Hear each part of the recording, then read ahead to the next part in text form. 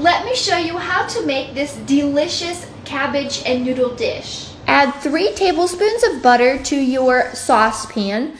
Then add 1 large onion that is finely diced, as well as a few cloves of garlic, and saute that for a few minutes.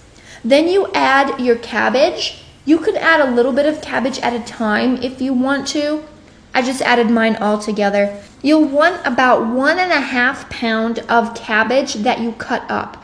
And then I'm going to add about a teaspoon of salt, a teaspoon of pepper, and another 2 tablespoons of butter. And we're going to stir that around and put the lid on it. We're going to cook that for about 20 minutes, and I'm going to stir it every now and then. In the meantime, I'm going to cook my noodles. I'll just add some water and salt to a saucepan, and I'm going to add 8 ounces of noodles. We're going to bring it to a boil and cook according to the package directions. Also, of course, you want to rinse it afterward. And then I will add the noodles into our cabbage and stir it around. I'll also add a little bit more butter, and you can add more salt and pepper if you need to. And you can add keilbasa in here too.